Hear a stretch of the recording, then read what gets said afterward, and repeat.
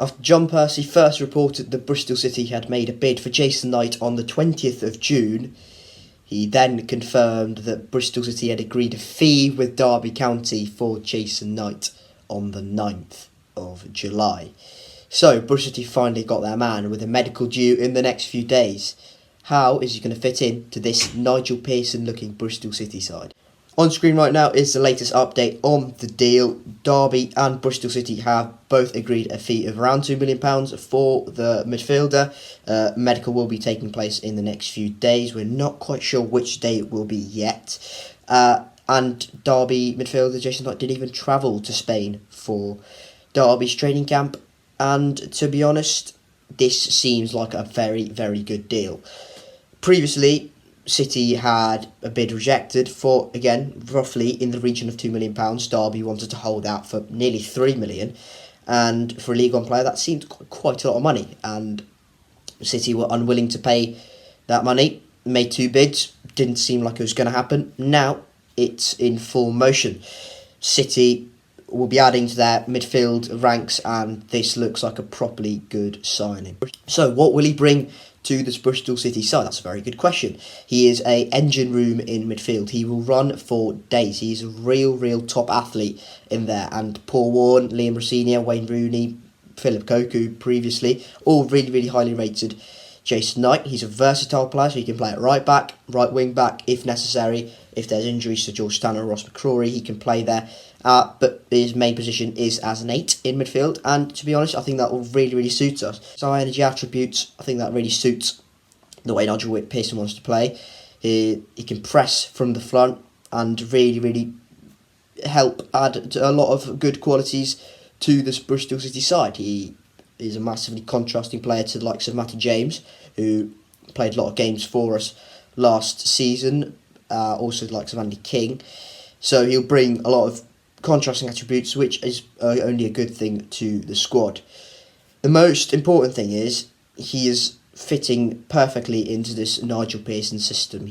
Pearson wants a high energy, high pressing team, so that it means less pressure is put on the defence, and Knight just personifies that perfectly. He is a complete engine room in midfield, and even if he's not at his best goal scoring wise, 4 and 8, it's fine, because I think what Nigel Pearson wants to prioritise is players that fit into the system rather than goals, assists, or things you look for in a midfielder that is not really that important for Nigel Pearson. Obviously, the fact that he didn't get many goal contributions in a side that finished 7th in League One is a bit of a concern, but to be honest, that's a bit of a problem for the whole Bristol City midfield. We've put way too much pressure on our forwards, and the fact that we've tweaked the way we play in the past year or so hasn't really helped our forwards either. We've made sure our defence is more stable, and it's meant a more balanced and organised team, but that's kind of hampered the forwards.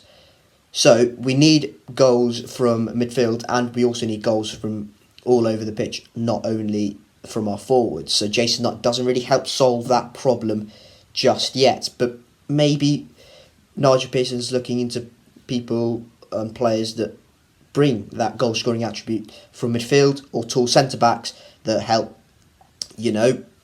from set pieces and help Bristol City add that extra level of threat when going forward. So that's it for Jason Knight. I think that'll be a really good addition to the Bristol City squad.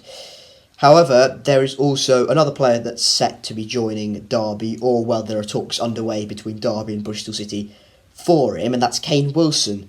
The right back has struggled to find game time at Bristol City this season due to injuries, and George Sutton has just been better than him most of this campaign. He's really found it really hard to get into that starting 11 and lock down a place there. And whenever he's played, to be honest, hasn't really impressed me, or really anyone in general. Hasn't really looked up to it at Championship level.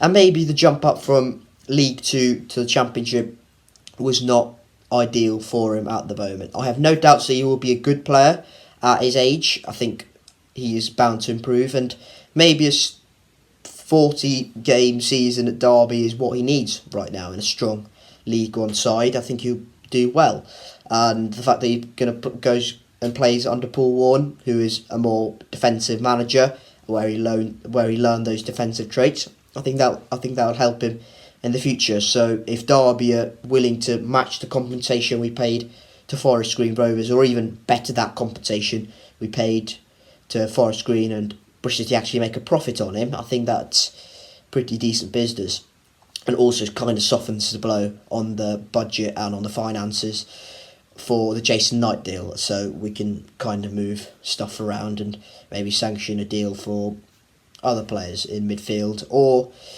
in a centre-back, or in any other position we're targeting at the moment. So the Jason Knight deal to Bristol City looks all but done, and Kane Wilson, well, he looks set to leave Bristol City.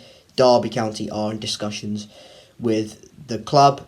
What are your thoughts on both deals? I reckon Jason Knight to Bristol City going to be a really good deal, adding a lot of energy into that midfield, which at the moment we kind of lack. And Kane Wilson to Derby, well, I hope he does well.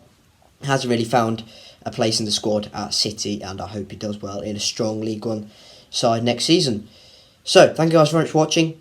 Hit like on the video if you haven't already. Subscribe to the Age Rub & Stalk YouTube channel for more Bristol City content in the future and during the summer as we build up to the next season. Thank you guys very much for watching. Keep safe, and I'll catch you all later. Cheers.